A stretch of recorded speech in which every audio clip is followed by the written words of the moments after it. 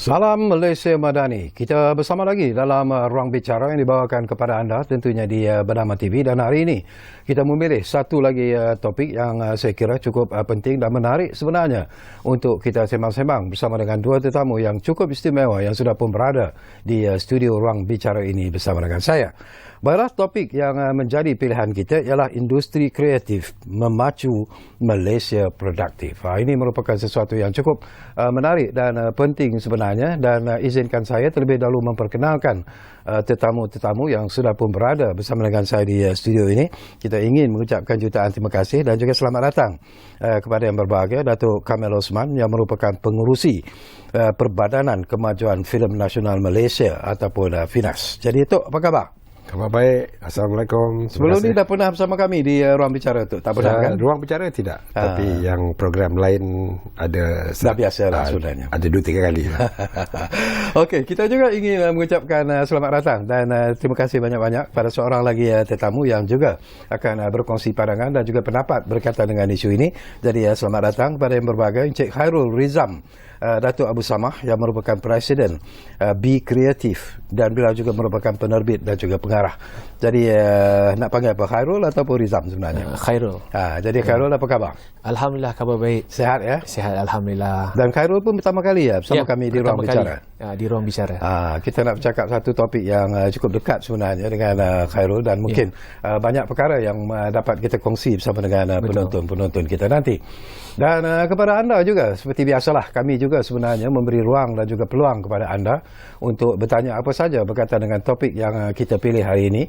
Jadi jangan lupa dua talian kami sediakan kepada anda di 03-2697-9767 dan juga 03-2697-9768. Baik, mungkin menarik kalau kita mulakan dulu bersama dengan Datuk Kamil. Barangkali Datuk, kita nak panggil Datuk ni sebenarnya bagaikan sirih pulang ke gagang sebenarnya. Dulu pernah menjadi ketua pengarah FINAS dan beberapa tahun kemudian menghilang, kembali semula dan kali ini sebagai pengurusi FINAS. Jadi bagaimana, apakah ini satu lagi cabaran yang hebat sebenarnya kepada Datuk, dan bagaimana Datuk melihat FINAS setelah Datuk tinggalkan dan kembali semula bersama dengan FINAS sekarang ini sebagai pengurusi? Kebetulannya dari tahun 2016 lepas saya tamat perkhidmatan di FINAS, saya sambung lagi sebagai penasihat di Kementerian Komunikasi Multimedia masa itu. Jadi masa itu masih lagi kita boleh kata sambung apa yang hasrat asal yang kita nak buat dekat FINAS dulu tu. Tapi lepas bersara tu ada lose contact sikit. Tapi walau bagaimanapun 2-3 minggu dah sebulan dah sebenarnya. Dah sebulan. Saya nampak FINAS masih lagi di dalam era yang sama in a way lah. Sama tu maksud saya bukannya tak ada apa perubahan. Cuma dia masih lagi perlu kita calibrate perkataannya lah. Saya pun tak tahu apa lagi nak pakai perkataan dia. Calibrate ni maknanya bukan repair. Repair tu kalau rosak. Ini recalibration ni maknanya kita ubah sesuai. Mungkin kita ada peluang sekarang untuk nak kemas kini cara SOP dan sebagainya. Sebab kita di era digital sekarang. Jadi masa 2016 pun memang yang tu hasrat menteri. Betul. Jadi kali ini menteri pula dah bercakap terus terang dia perlu kita tengok balik SOP, proses-proses di FINAS supaya FINAS boleh jadi satu agensi yang kukuh yang menjadi pemangkin untuk pembangunan industri ini sebagai sektor ekonomi. Okey, kita akan sama lagi Datuk, banyak lagi persoalan yang akan kita kongsikan. Tapi mungkin menarik jugalah kalau kita kongsi jugalah bersama dengan pemain dalam industri kreatif ini sendiri. Betul. Iaitu saudara Khairul. Soalan yang cukup mudah, direct lah kepada Khairul. Apakah peranan yang dimainkan oleh Finas setakat ini, bukan pasal Datuk dah kembali semula dalam Finas, tapi apakah anda melihat bahawa banyak lagi kelompongan-kelompongan yang perlu dilihat secara serius dalam usaha untuk memperkukuhkan lagi kedudukan Finas dalam usaha untuk merancakkan lagi industri kreatif di negara kita? Okey, Assalamualaikum. Terima Ya, kasih sebab sudi menjemput saya dalam ruang ni. Yang pertama sekali saya nak akui di mana beradanya saya di sini adalah sebenarnya sebelum ni daripada program Datuk Kamil, iaitu pitching center. Dahulunya Finas ini tidak ada pitching center, hanya pitching yang biasa. Tapi apabila Datuk Kamil mengambil satu inisiatif untuk ambil bagaimana di luar negara develop industri filem mereka, buatlah pitching center di dalam, ketika itu di KL Central lah tu KL Central. Jadi dia melibatkan bukan sahaja pemain industri, tapi peluang untuk orang yang berminat dalam industri kreatif ni untuk mereka ada idea, untuk mereka pitching mereka punya idea, kembangkan idea mereka, develop idea mereka, dan seterusnya boleh pergi ke production, dan seterusnya boleh pergi ke bahagian untuk kita marketkan produk kita ke peringkat yang lebih besar. Jadi selain daripada itu, kita nampak Finas memberi ruang dan peluang kepada industri yang ada, di mana ada peluang latihan dan pendidikan untuk pemain industri itu memahami dan mendalami bagaimana menjadi seorang pemain industri untuk kembangkan bakat mereka supaya kita dapat bersaing seimbang dengan peringkat global. Ini yang kita nampak peluang. Dan selepas daripada itu, perkara-perkara ini kurang ada sebenarnya. Kurang, bukan tidak ada, tapi kurang untuk memfokuskan, kerana saya lebih menekankan kepada development. Sebab development ni sangat penting, terutamanya untuk anak muda. Pemain industri sekarang dah ada, tapi untuk anak-anak muda yang belajar, contohnya seperti saya dulu daripada Aswara. Jadi contohnya pelajar-pelajar daripada UiTM, contohnya pelajar-pelajar daripada MMU, bagaimana mereka selepas habis mereka ni belajar dalam bidang industri kreatif, ke mana mereka nak pergi, ke mana tempat yang mereka rasanya platform untuk mereka, kalau tidak ada Finas. Jadi kolaborasi perlu ada supaya development ni bermula daripada apa? Program development idea, daripada skrip. Selepas itu kita kembangkan membuat sebuah produksi, kita ada latihan, kita ada program mentor and mentee yang kita nak menghubungkan di peringkat antarabangsa. Kita patutnya ada panggil pemain-pemain industri di luar negara, ASEAN contohnya, yang di mana mereka ini ada potensial, dan kita buat program matematik untuk menghasilkan sebuah karya. Kalau contoh pemain industri sekarang buat filem 1 juta, 2 juta, 3 juta, mungkin anak mudanya ada berpeluang, tapi dengan membuat filem yang dalam harganya 500,000, tapi ada mentor daripada luar negara. Secara tidak langsung kita dapat kembangkan produk itu ke peringkat contohnya Indonesians, ke Thailand, dan hubungan networking tu dah ada. Yang lebih mudah. Ini pandangan saya. Sebelum saya lontarkan persoalan seterusnya bersama dengan Datuk, saya juga nak tahu apa yang dilakukan oleh Be Creative sebenarnya. Dari segi involvement dalam industri kreatif. Be Creative ni sebenarnya kita mengumpulkan anak-anak muda yang lepasan daripada universiti serta belia, kerana Be Creative ni di bawah Majlis Belia Malaysia, 16 tahun hingga 40 tahun, kerana kita tidak ada platform, Datuk. Di mana kalau kita tahu kita ada banyak persatuan, tapi anak muda punya platform itulah Be Creative ni wujud di bawah Kementerian Belia dan Sukan. Jadi di mana kita menghubungkan dengan Finas, dengan RTM, dengan KKD, di mana kita mengumpulkan untuk kita mendapat database. Kita buat database sebab kita tahu kita tidak ada database untuk anak muda yang duduk dalam industri kreatif. Ini tidak dapat dikeluarkan. Ini inisiatif kita lah. Jadi kita ada juga, kita buat program CGI secara virtual ketika PKP. Kita ada juga pemain-pemain industri yang bersama dengan kita untuk support kita dalam program-program development dan latihan yang ada, tapi ketika itu kita buat dalam bentuk virtual. Itu dalam ketika itu, dan ini yang adalah proses yang Be Creative sedang kita buat. Kita mengumpulkan lebih ramai, dan kalau dulu kita ada kalau dulu zaman Datuk Kamil kita akan buat setiap hari Jumaat ada program bersama dengan KP. Tapi kali ini Be Creative kita nakkan adakan networking bersama dengan semua agensi yang berkenaan untuk kita adakan satu perbincangan di antara anak muda dengan agensi dan kementerian yang ada. Sebab tidak ada, jadi kalau tidak ada satu perbualan di antara dua pihak, bagaimana di pihak atasan nak memahami apa yang di bahagian anak muda ada pandangan, cadangan serta yang perlu penambahbaikan dalam setiap agensi yang ada. Okey, menarik. Baik, Datuk Kamil, secara peribadi lah Datuk, bagaimana Datuk melihat tentang perkembangan industri kreatif di negara kita sekarang ini? Apakah ianya ada satu perubahan yang cukup meyakinkan bahawa industri kreatif sebenarnya boleh diketengahkan bukan saja dalam negara tetapi juga di peringkat global, seperti apa yang disebut oleh rakan kita Saudara Khairul sebentar tadi? Kebetulannya definisi industri kreatif ni dia merangkumi bukan saja filem. Jadi tapi bila kita tengok kepada filem, kita kena faham satu aspek ya. Pembikinan filem ni sebenarnya melibatkan banyak disiplin. Ya. Jadi mana dia akan mengambil pakar-pakar dari industri muzik untuk muzik filem tu, pakar untuk wardrobe dan fashion untuk nak menghiaskan pakaian dan sebagainya, dan juga mungkin arkitek juga untuk pereka set dan sebagainya. Ini selain lagi daripada kepakaran yang tradisional di dalam industri filem. Jadi kalau kita tengok industri kreatif ni sebagai satu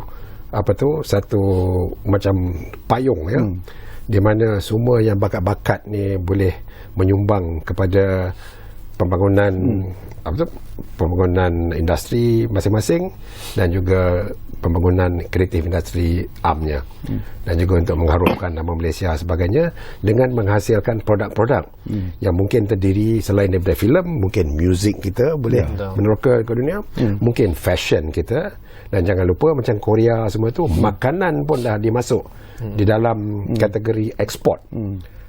Dan kalau kita sentuh Korea, mungkin kita boleh berbincang lagi pasal Korea punya strategi. Dia menggunakan strategi induk dia untuk mengeksportkan budaya. Jadi itu payung dia. Dia bagi tahu kat semua industri yang terlibat dalam multimedia ni, kita kena eksport budaya Korea. Jadi industri filem buat dia punya proses dia sendiri, muzik dan sebagainya, dan tetapi yang kita nampak semua ada dikawinkan. Macam filem Korea kita tengok, makanan mesti ada dalam tu, lokasi mesti ada sebab nak menarik pelancong-pelancong dan sebagainya, muzik. Tapi yang penting sekali, macam mana saudara kita cakap tadi tu, bila yang penulis skrip tu dah menghasilkan cerita yang boleh diterima oleh satu dunia, di situlah tahap yang kita nak cuba capai sekarang. Sebab cakap macam mana pun, kepakaran macam mana pun dah ada, teknologi macam mana pun dah ada, kalau cara kita cerita Malaysia ni masih lagi ada kelemahan, filem atau drama kita, TV kita, dokumentari kita tak boleh pergi keluar dari Malaysia. Jadi saya memang nampak macam peranan murni macam your association ni dengan budak-budak muda. Sebab yang ini bakal yang nak ambil alih besok. Kadang-kadang ni kita buat dasar di mana kita ingat kita ni macam ada kat situ selama-lamanya. Padahal mereka ni lah yang patut diasuh, dan juga diorang kena menghadapi realiti industri ni.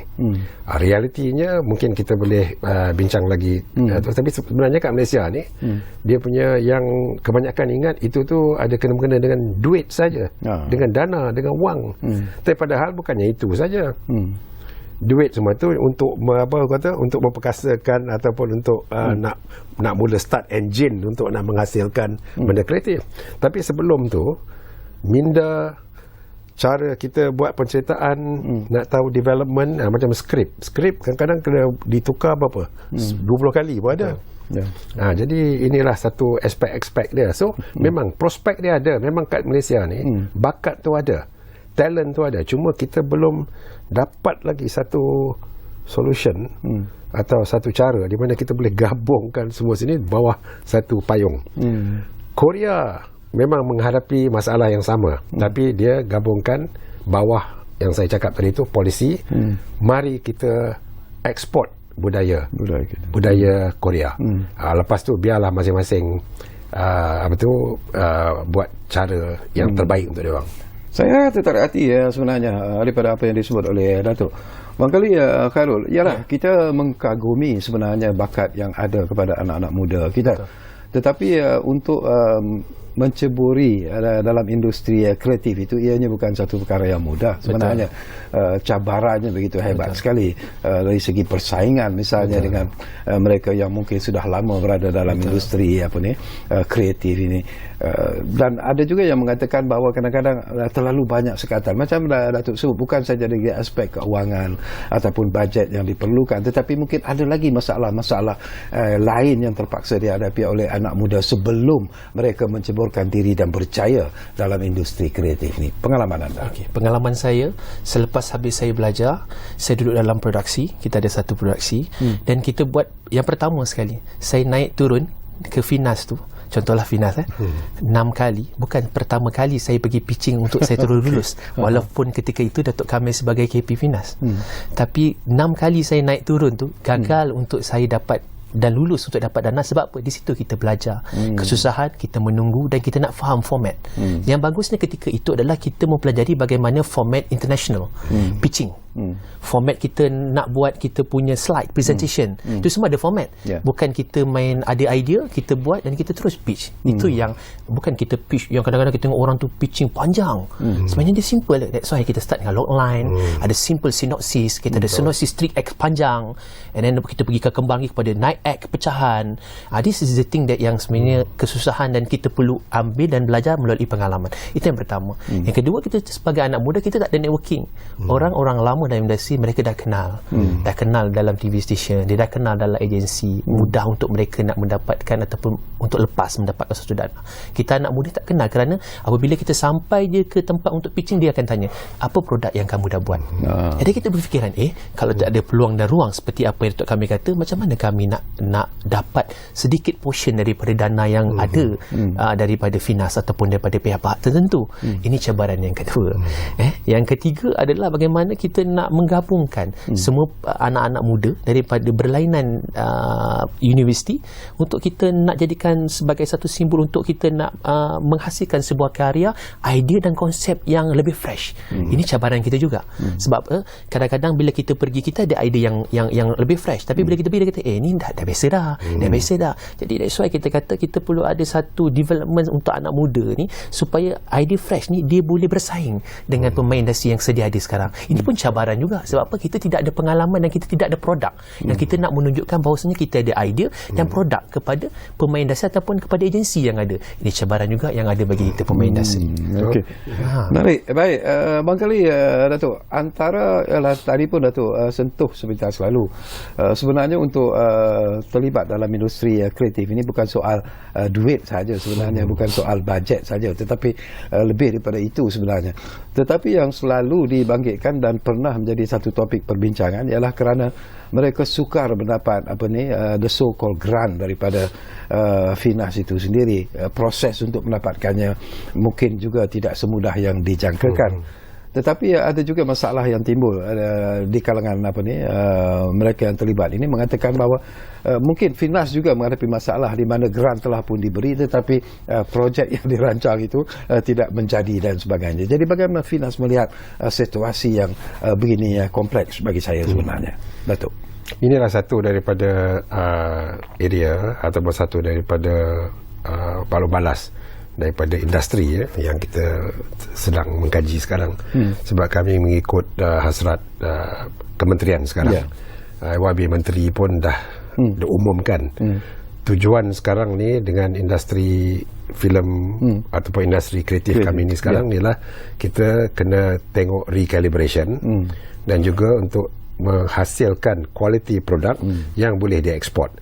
Jadi kembali kepada soalan tuan tadi, dia punya aspek dia macam ni saja. Yang grant ni is duit free. Jadi pasal free duit ni duit yang percuma. Jadi sebab tu pandangan kami sekarang is that duit percuma ni patut disalurkan kepada first timer. Yang baru-baru ni. Sebab bila dia orang buat filem ke, bila dia orang nak buat telemovie ke, super tele ke apa, dia orang tak perlu berjuta-juta. Sebab ni masih lagi dalam area eksperimen yang dulu pun masa saya kat KP Finas dulu, kita asingkan produksi tu, biarkan benda tu jadi betul-betul komersial. Maknanya siapa yang nak buat filem 10 juta ke 15 juta, biar projek tu jadi projek yang komersial. Tak ada beza macam saya nak tu buka housing development ke, nak buka kedai ke apa kan, saya kena cari sumber financing. Jadi Finas patutnya kita patut bukan nak kata kita tak buat langsung, kita patut fokus bertumpu kepada ni yang muda-muda ni yang baru nak start ni. Jadi sebab tu development memang satu daripada area yang kita kena pastikan, sebab kita kena fokus. Sebab development ni melibatkan itulah nak mengajar orang, kalau nak buat nak tengok macam mana cara nak mencerita. So ini semua ni is pendidikan in a way. Jadi yang banyak-banyak dulu kita cover benda ni dah bawah micro funding, maknanya dana untuk buat filem pendek dulu. Okay. Bukannya serta-merta kan ada setengah orang tu datang-datang belum apa-apa lagi nak buat filem 90 minit, harga 4-5 juta. Yang ini yang kita kena tengok balik. Sebab mungkin ada yang otai-otai yang boleh buat macam tu, tapi kebanyakannya tidak. Jadi baik kita tumpu kepada area yang telah mesti cakap dia dengan orang dari golongan orang-orang muda. Lagi satu pula yang kebanyakan yang projek yang tersadai itu, sebab biasanya macam ni, dah buat bajet filem 3 juta. Finas biasanya tak bagi semua, dia bagi sikit. Jadi ada pula yang membuat tu sebagai alasan tak cukup nak habiskan filem. Padahal tujuan Finas tu macam ni saja, dah dapat dana, kita sekarang kena cari sumber financing lain supaya boleh menampung kos yang itu. Tapi kita tahulah kadang-kadang tu ada juga masalah dengan milestone payment dan sebagainya. Nah, itu satu daripada SOP yang kita sedang mengkaji sekarang. Jadi pendek kata, kita patut fokus bertumpu kepada short film dulu, dokumentari umpamanya. Sebab yang ini yang bagi training. Sebab saya bagi tak tahulah, mungkin Cik Karol boleh boleh confirm kan. Sebab kalau sesuatu orang muda tu, kalau dia melibatkan diri, kalau buat short film, dia boleh belajar semua cara. Dia nak buat mistake, dia salah dia pun tak apa, tak ada masalah. Untuk Finas, yang itu tu 30,000, 40,000. Yang kita nak elak ni, yang tak menjadi selepas 4 juta dah keluar. Okey, 5 juta dah keluar. Sambung lagi. Tapi kata penerbit, kita berehat dulu buat seketika, dan saya ulangi lagi kepada anda yang mungkin ingin bertanya apa saja ataupun berkongsi pandangan dan juga pendapat berkaitan dengan isu yang kita bincangkan di ruang bicara hari ini. Jangan lupa gunakanlah dua talian yang kami sediakan kepada anda. Saya ulangi lagi nombornya 03-2697-9767, 03-2697-9768. Kita rehat dan kembali semula ruang bicara, tentunya di Bernama TV. Kita jumpa lagi selepas ini.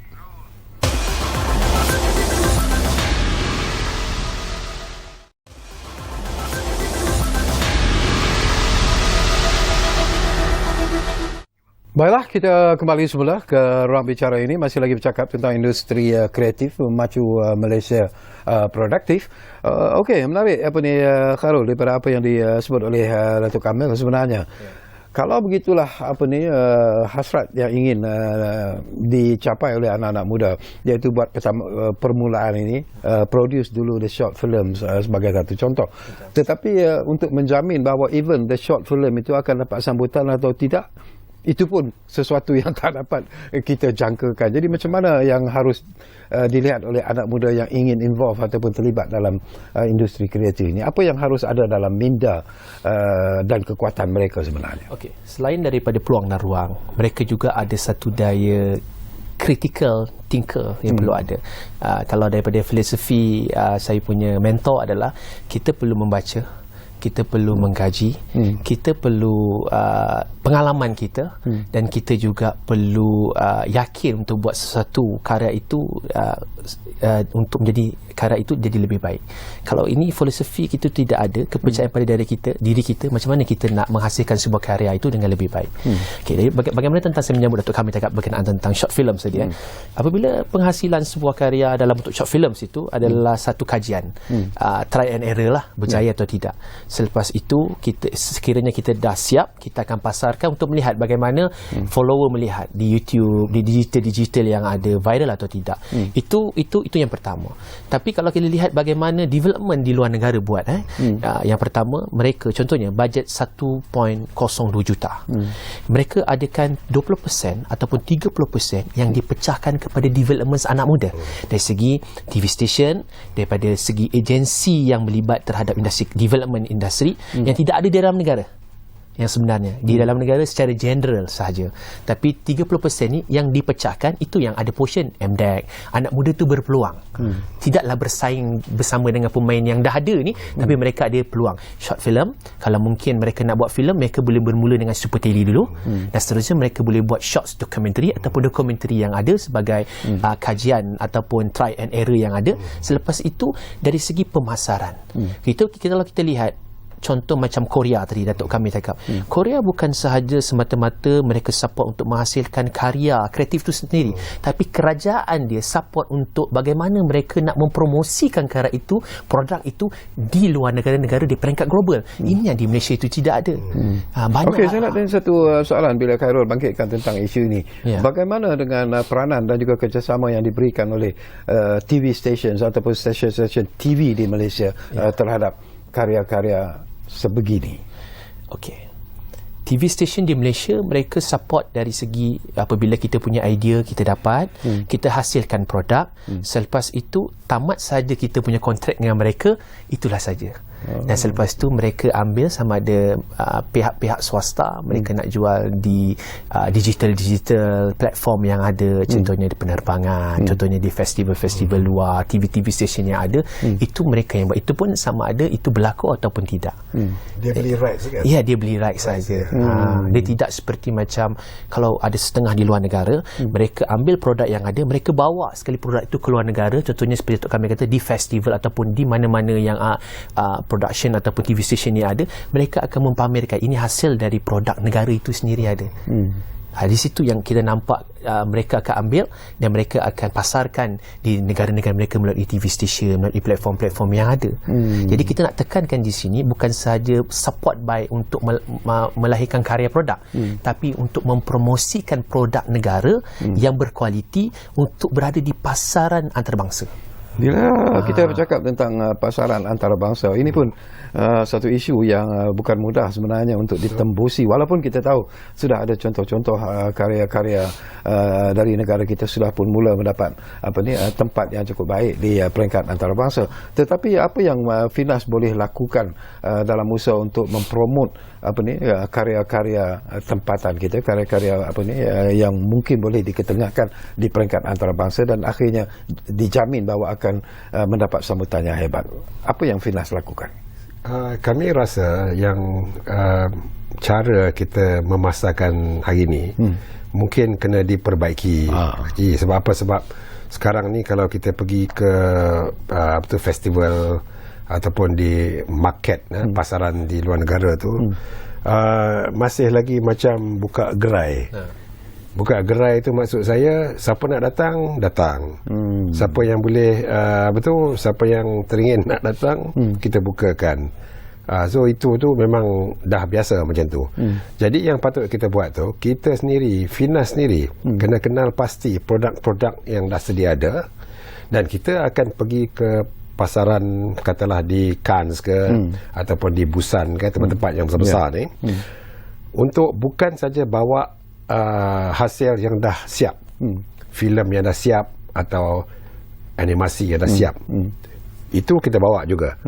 Yang kedua, kita boleh bawa skrip-skrip yang belum lagi jadi filem, sebab pasaran ni semua ramai orang kat situ tengah mencari skrip-skrip yang tertentu ataupun idea-idea yang tertentu. Dan ketiga, kita boleh buat tempat pemasaran ni sebagai tempat sumber financing. Jadi macam dekat Malaysia ni, kita harap tak payahlah penggiat industri sini mengharapkan Finas saja, tetapi Finas sendiri kena bagi garis panduan, atau Finas sendiri kena jadi macam kena galak pembikin filem dan juga dokumentari, series animation pun, kita kena galak dia orang cari financing yang lain daripada kerajaan dan lain daripada Finas. Sebab industri ni, sebab tu kita panggil industri. Dia ni ekonomik. Dia ni about apa orang kata jual beli. Jadi komponen jual beli itu belum lagi masuk betul-betul dalam dalam ekosistem kita lagi. Satu sebab kerajaan terlalu banyak bantu. Kan? Jadi macam nampak senang sikit. Kalau banding dengan negara lain, tak ada pula macam Thailand buat macam kerajaan Malaysia buat di sini, dan juga Singapura, Filipina. Tapi filem-filem mereka semua dah sampai ke tahap level yang tinggi. Yang kedua, mungkin ni wajib tayang. Wajib tayang ni ada kebaikan dia dan ada juga keburukan dia. Kebaikannya is dia akan memamerkan filem-filem tempatan. Tapi yang disadvantage dia, orang yang buat filem tu tak jadi macam businessman, entrepreneur. Sebab kalau barangan dia tu tak apa bagus pun, pawagam sini kena tayang juga. Kalau di negara lain, kalaulah saya buat filem tu taklah orang kata tak sampai tahap yang diorang nak. Tak ada mana panggung wayang yang akan tayang filem saya tu. Jadi saya boleh belajar lepas tu kenapa saya gagal, dan insyaAllah mungkin round kedua saya dah boleh belajar macam-macam. Itu dia konteks yang masih lagi belum diperkukuhkan di dalam ekosistem kita di sini. Okey, kita ambil panggilan yang sudah pun ada di talian kita sekarang ini. Daniel dari Kuala Lumpur difahamkan sudah pun ada di talian kami sekarang ini. Halo Daniel. Hello, selamat malam. Ya, selamat malam Daniel. Okey, persoalan saya untuk malam ni. Ya. Saya nak tanya kepada dua-dua ahli panel lah. Ya. Soalan saya berkenaan dengan bila kita cakap pasal filem Malaysia ni kan. Ya. Mostly penonton dari kalangan kita sendirilah. Mereka selalunya akan membandingkan filem kita dengan filem antarabangsa. Mereka dah letakkan satu benchmark yang filem antarabangsa tu filem yang bagus, yang bertaraf tinggi dan segalanya. So saya nak tanya, apa kekurangan dalam industri Malaysia untuk kita mencapai pada tahap antarabangsa? Adakah disebabkan Malaysia ni kita kekurangan kepakaran dari segi untuk mengendalikan teknologi ke, GI dan sebagainya tu, ataupun disebabkan penerimaan penonton kita sendiri? Dan kita tahu rakyat Malaysia ni kadang-kadang macam mereka belum bersedia lagi untuk menerima satu filem yang mungkin satu filem yang mereka panggil art berat, yang memerlukan mereka untuk berfikir. Mereka lebih selesa tengok filem popcorn, series drama, drama-drama Melayu macam tu. Dan satu lagi mungkin adakah disebabkan faktor bajet. Macam Datuk Kamil tadi ada cakap mungkin bajet tu bukan segala-galanya, tapi macam kita tahu bajet tu adalah bajet tu diperlukan mungkin untuk menggunakan satu teknologi yang canggih, untuk membayar orang yang lebih pakar untuk pakai teknologi itu. So macam mana mungkin ahli panel boleh bagi tahulah kita apa sebenarnya yang industri Malaysia ni masih kurang untuk capai satu tahap macam filem antarabangsa. Okey, menarik. Itu saja soalan saya. Baik, terima kasih banyak-banyak apa ni Daniel. Persoalan-persoalan yang menarik sebenarnya. Jadi orang kuat Finas kena jawab lah. Saya dulu. Okay. Tapi betul Datuk, kalau kita lihat tentang apa ni filem-filem yalah penonton lebih suka membandingkan filem Malaysia dengan filem-filem antarabangsa, dan selalunya dikatakan filem Malaysia itu jauh mungkin ialah kurang hebat jika dibandingkan dengan filem-filem antarabangsa. Ini mungkin assumption, tak tahulah pandangan penonton itu sendiri. Rasanya memang budaya kita ni memang tengok filem daripada luar negara lebih daripada filem tempatan. Kecuali masa time P. Ramlee dulu, masa Shaw Brothers dengan Cathay dulu. Tapi kalau saya pandang balik time masa era tu, masa tu internet tak ada lagi, OTT tak ada lagi, so TV pun masih lagi baru.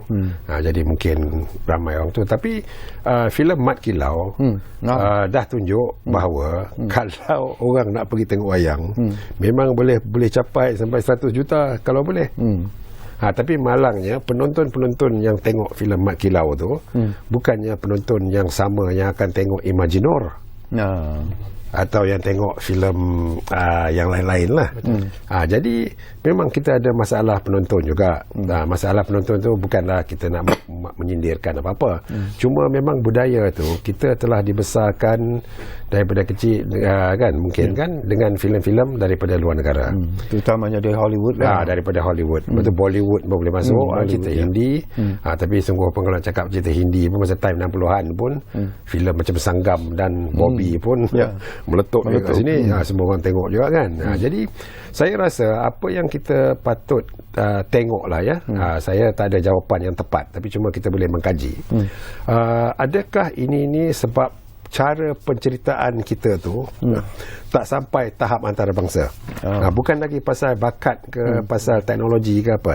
Cara kita mencerita cerita kita. Sebab saya rasa masih lagi bila kita buat penceritaan, kita masih macam ingat kita ni nak buat umumnya untuk tontonan dalam negara. Jadi kita kena tengok bagaimana kita boleh meluaskan lagi cara tu. Sebab tu dulu masa dekat pitching center, skrip-skrip di sini saya pernah hantar ke luar negara. Sebab saja nak test ni dengan kawan-kawan lah, dengan network. Saja nak test. Cerita ni orang di Finland faham tak? Umpamanya. Orang kat Perancis faham, orang kat Korea faham. Jadi mereka kadang-kadang hantar balik dengan komen, feedback, dan ada jugalah yang ada yang terima, ada yang tak terima. Tu mungkin tu satu masalah dia, penceritaan ya. Kita ni masih lagi bercerita. Kalau kita menulis pun kita ingat penonton tu hanya tempatan. Kita tak terfikir penonton daripada luar negara. Yang kedua pasal bajet pula. Bajet tu sebenarnya ada, tetapi cara penggunaan bajet tu semua fokus balik kepada cerita yang kita nak cerita. Saya tengok kalau macam filem science fiction lah kan, nak kata Malaysia dalam tahun 3000, yang itu tu memang akan menelan banyak kos lah. Tapi saya tengok filem yang biasa ni pun yang contemporary ni pun 2-3 juta, kadang heran juga. Sebab saya tahu yang filem ni boleh dibuat dengan lagi murah lagi. Okey lah, ini bukan pasal soal murah dan mahal. Is budgeting tu. Yang budgeting tu tengok dekat mana kita nak gunakan bajet. Dan sebelum kita cakap pasal bajet, kita kena ingat juga macam ni. Berapa banyaknya daripada golongan komuniti pelakon-pelakon di Malaysia yang sampai tahap orang kata apa, yang international. Michelle Yeoh tu tak boleh kira lah kan. Sebab dia kena keluar Malaysia dulu. Dah berapa puluh filem dekat Hong Kong semua tu baru sampai. Jadi memang tahniah kepada Tan Sri. Tetapi kita kena ingat, kalau Tan Sri tak keluar pada Malaysia, mungkin kita pun tak tahu apa yang berlaku. Jadi pendek kata, memang ada banyak lagi bakat-bakat macam ni yang terpendam di Malaysia. Macam P. Ramlee pun, kita cakap dengan Allahyarham P. Ramlee, berapa banyak potensi P. Ramlee kat sekolah-sekolah sekarang ni yang tengah menunggu peluang, tapi peluang tu tak ada lagi. Jadi bajet tu memanglah kalau berjuta-juta pun bajet kita, tapi macam saya cakap tadi, kalau kita ambil lagi satu aspek ya, kita galakkan pembikin filem dan penghasil karya-karya industri kreatif ni sebagai businessman. Dah lain cerita dia. Saya bagi umpamanya Upin dan Ipin. Upin dan Ipin tu Tuan Haji Burhanuddin, dia bukan orang yang kreatif. Maaf ya, bukan. Maksud saya bukan kreatif melukis semua. Dia businessman. Tapi bila dikawinkan dengan golongan kreatif, berjaya. Sebab dialah yang akan fokus kepada bajet, pada pemasaran dan sebagainya. Sebab sebenarnya orang kreatif ni sendiri saya ingat tak ada time atau tak ada masa untuk nak berfikir pasal benda-benda yang lain.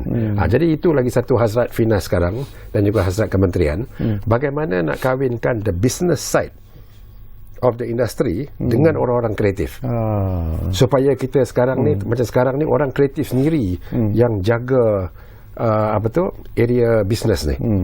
Dan kadang-kadang inilah yang mengakibatkan macam-macam benda yang tak diingini berlaku. Sebab bukan sebagai bisnes.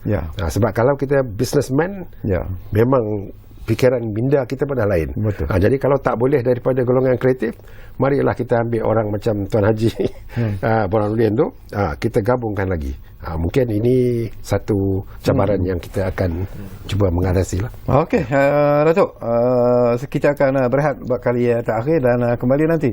Saya masih juga nak sentuh tentang apa yang Datuk sebut tadi lah, kejayaan Tan Sri Michelle Yeoh memenangi trofi Oscar. Ini sesuatu yang juga menimbulkan pelbagai pandangan dan juga pendapat.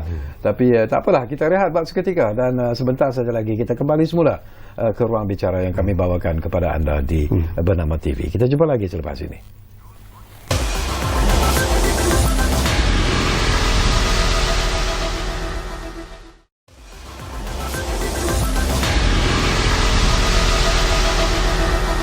Baiklah, terima kasih kalau anda masih lagi menumpukan perhatian bersama kami di ruang bicara ini.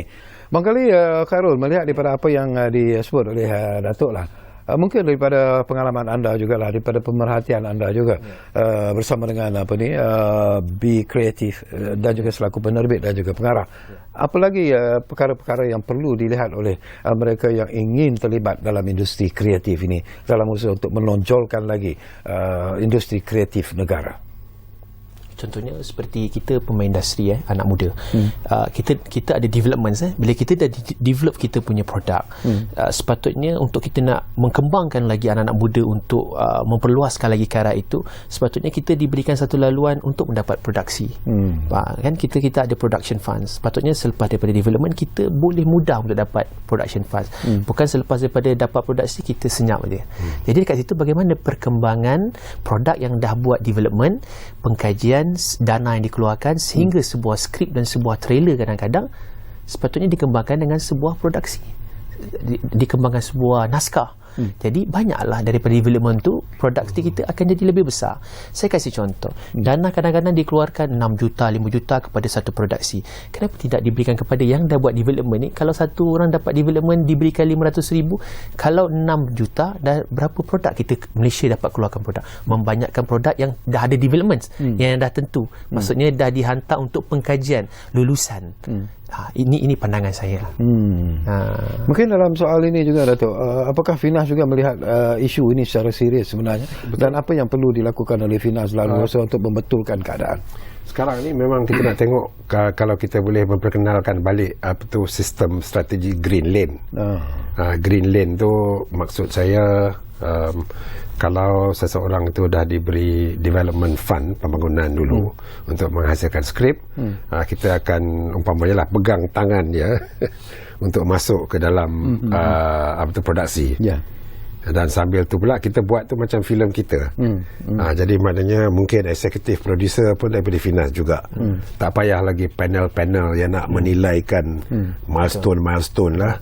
Saya buat macam Finas ni, saya nak cadang lah, bukan saya. Maaf ya, saya nak cadang Finas ni jadi macam investor sendiri. Jadi pendek kata, eksekutif producer pun Finas akan lantik besok. Biarlah dia eksekutif produce filem-filem tersebut.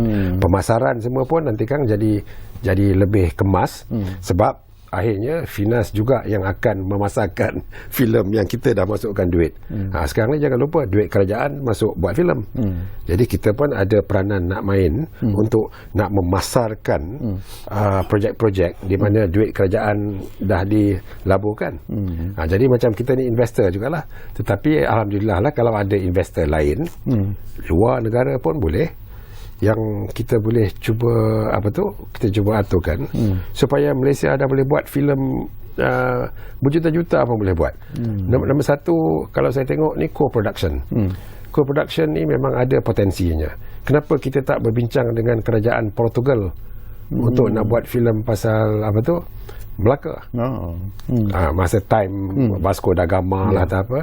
Dulu pernah saya dengar nak buat pasal Cheng Ho lah apa semua. Tapi akhirnya gagal juga sebab susah nak cerita. Tapi kegagalan tu kadang-kadang pasal kita belum nampak bisnes punya part tu. Sebab industri ni dibiayai kadang-kadang bukan orang yang nak melaburkan dalam filem. Diorang ni pelaburan biasa. Diorang ni pelabur biasa. Untuk diorang masukkan duit ni dapat balik. Kalau masukkan dalam bank pun boleh dapat balik.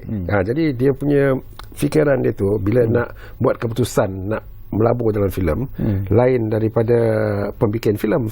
Pembikin filem hanya nak buat saja filem. Ya, tapi kalau mungkin Khairul ya. Sebagai anak muda lah Khairul ya. Kadang-kadang saya terfikir jugalah, letaklah diri anda sebagai seorang penonton sebenarnya. Ya. Karya kreatif bagaimana sebenarnya yang anda ingin lihat yang mungkin setakat ini belum lagi dapat ditonjolkan bila kita bercakap tentang industri kreatif di negara kita. Bila kita bercakap tentang industri kreatif di negara kita, anak muda, kalau kita lihat di zaman era Tan Sri P. Ramlee, ceritanya yang dibuat oleh seorang seniman sehingga bertahun-puluh tahun sehingga kini masih boleh diterima oleh pelbagai lapisan umur. Kenapa? Kerana di negara kita ataupun di negara luar, kita walaupun kita anak muda, kita masih ingin melihat karya-karya yang berbentuk realism, kritism terhadap budaya yang istimewa yang ada di dalam negara. Ini sebenarnya yang kita dah kurang ada. Dan kalau kita kata kreatif itu sebenarnya bukanlah nak kata kreatif dari segi sebab dia ada CGI, sebab dia ada teknologi yang bagus. Tidak juga ke arah itu. Sebenarnya penceritaan yang orang kata boleh mendekati diri mereka itu untuk memahami benda itu yang mereka dapat rasa. Sebab apa? Kalau realiti memang mereka ini zaman ni tengok dulu pun memang aku pun rasa yang macam gini. Ini yang tidak ada. Jadi kreatif itu bukanlah kata dari segi teknikal, dari segi you nak kena buat shot yang macam gini, konsep tidak. Tapi karya itu ikhlas. Ini saya pernah bertanya dengan seorang pengkarya dari Indonesia, apa yang mengatakan Indonesia itu mempunyai melahirkan karya yang baik. Bila kita tengok dia karya dah sampai, ada roh. Jadi mereka mengatakan saya adalah sebuah karya yang baik adalah sebuah karya yang ikhlas. Seorang pengkarya itu menghasilkan sebuah karya itu. Bila you sebut tentang karya yang ikhlas, ini pun sesuatu yang menarik juga lah Dato' ya. Kita bercakap tentang sebuah karya Mentega Terbang yang ditayangkan tiba-tiba menjadi begitu kontroversial sekali kerana menyentuh soal-soal agama dan sebagainya. Jadi kadang-kadang nak membezakan di antara karya-karya yang bermutu, karya-karya yang ikhlas seperti yang Khairul harapkan. Macam mana nak membezakan itu? Betul lah. Kes Mentega Terbang ni sebenarnya okeylah kalau kita tengok daripada kebebasan penceritaan. Sebenarnya di suasana sekarang ni dengan OTT, platform internet lah, online, siapa-siapa pun boleh mereka buat apa-apa. Dan lagi satu fakta yang kita patut terima, sekarang ni semua orang boleh buat filem. Kalau nak tengok daripada segi yang paling simple lah, dengan kamera tu siapa-siapa boleh buat filem. Jadi Mentega Terbang ni yang saya tahu dia mencetuskan kontroversi sebab temanya. Tapi yang kita tengok dia begini saja. Saya ingat yang pembikin tu buat tu sebab dia nak mengupaskan satu level society lah. Orang cakap nak buat realism. Mungkin budak-budak mungkin era saya tak banyak soalan macam tu. Mungkin dengan generasi sekarang ni mungkin banyak soalan. Jadi saya ingat dia rancangan dia hanya nak buat satu cerita saja. Tapi saya rasa juga setengah adegan-adegan yang dalam filem tu, bila konteksnya, bila adegan tu ditengok sebagai adegan yang itu saja, di luar daripada konteks filem tu, memang nak salah faham tu memang senang lah. Sebab super juga macam cerita Barat pun, kalau kita ambil satu dua adegan saja, kalau tak tengok dia punya keseluruhan, memang kita senang itu betul. Jadi susah nak cakap. Kebebasan tu memang ada. Tapi kita tu sebagai seorang pembikin filem atau sebagai artis ya, kita pun kena faham sensitiviti yang ada lah. Tetapi secara kreativiti itu memang apa yang diorang buat tu memang saya ingat diorang ingat tu hak diorang kan, untuk nak bercerita. Tapi kita banding pula macam cerita One Cent Thief dan juga High Council yang baru-baru ni. Di situ saya tengok tahap penceritaan kita dah sampai level international. Sungguh pun sungguh pun ada yang tak kena lagi. Tetapi saya tengok cara kita nak mencerita dah mula orang kata dah masuk dalam area-area yang dulu kita takut nak sentuh. Imaginor pun lagi satu example. Dia kena berfikir kita lepas tengok wayang tu kena balik, kena fikir sikit, kadang-kadang kena tengok lagi sekali supaya nak faham. So maknanya saya rasa memang direction tu dah ada. Jadi sekarang ni peranan Finas ni kena tengok macam mana kita nak capai balance ya. Balance di mana kebebasan tu ada, tapi kebebasan tu orang cakap kita dikawal dengan suasana yang ada. Artinya Finas harus melihat kepada dimensi yang berbeza sebenarnya sebelum membuat sesuatu keputusan. Dan Finas pula bukan penapis lembaga penapis filem. Sampai sekarang ramai yang ingat Finas yang duk tapis filem. Tidak. In the case of Mentega Terbang ni, this one is online. Online dah bukan dalam jagaan kita. Dan Finas pun dia tak minta permit daripada Finas. Jadi di luar jagaan Finas. Tapi yang itu tu disebabkan oleh sesiapa sekarang boleh buat filem. Okey, faham. Baik, Khairul, kita ada lebih kurang 2-3 minit saja lagi. Masa begitu pantas berlalu lah. Saja nak tanya jugalah tentang kejayaan yang dicatatkan oleh Michelle Yeoh menggenggam Oscar ini. Sesuatu yang tak kita jangkakan. Tapi ada juga pandangan dan pendapat yang mengatakan buat apalah kita memberi penghargaan yang berlebihan kepada Michelle Yeoh, kerana dia pun bukan berlakon di filem-filem kita, tetapi lebih kepada macam Datuk katalah filem-filem Hong Kong khususnya. Tapi apakah kemenangan Michelle Yeoh sebenar kalau kita lihat secara serius? Seharusnya lah memberi satu indikasi kepada jiwa anak muda bahawa kita juga sebenarnya boleh mencapai seperti apa yang dicapai oleh Michelle Yeoh sebenarnya. Okey. Ini pandangan saya. Kejayaan Michelle Yeoh, walaupun dikatakan beliau banyak berlakon di antarabangsa, tapi beliau antara pelakon Malaysia yang mengaku beliau adalah anak kelahiran Malaysia. Betul. Dalam karya yang ada di luar negara, mereka cakap dia daripada Malaysia. Daripada mana? Daripada Ipoh, anak jati Malaysia. Walaupun sehinggakan beliau diberikan satu anugerah di Oscar, beliau masih lagi kata nama Malaysia. Itu yang dibanggakan, dan ini sepatutnya menjadi satu pemangkin kepada anak-anak di Malaysia, pemain industri. Sebenarnya ramai lagi anak-anak muda ataupun anak-anak pemain industri di negara Malaysia ini ada bakat. Cuma ruang, peluang, platform dan untuk networkkan mereka ke satu platform yang sesuai untuk mereka kembangkan bakat mereka, untuk mereka mendapat kejayaan. Okey, 2 minit lagi, Datuk. Apa yang ingin Datuk katakan di penghujung ruang bicara ini bila kita bercakap tentang industri kreatif Malaysia? Memandangkan bakat yang dah ada dan juga dah ada example ya. Misalnya yang sekarang ni series-series daripada katalah daripada Astro Show yang sudah sampai tahap yang kita kata ada nampak ada cerah tu.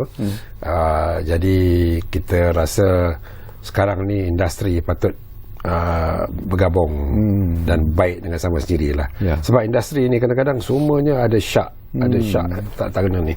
Kalau tanya orang ni, yang itu tak betul, ini tak betul. Jadi kita dengar masalah saja. Solution dia bagaimana mengatasinya tu jarang kita terima.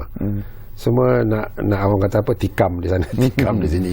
Betul. Jadi untuk industri ini pergi ke hadapan, saya harap Finas boleh kita boleh cuba orang kata mengeratkan lagi silaturahim di antara penggiat-penggiat seni dan juga yang puak-puak dalam industri ini, supaya objektif kita satu saja, ikut apa yang menteri sudah beritahu itu, kita untuk menghasilkan filem kualiti yang boleh dieksport.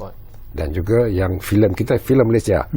Bukan kita nak buat macam filem Amerika kan, buat cerita Malaysia.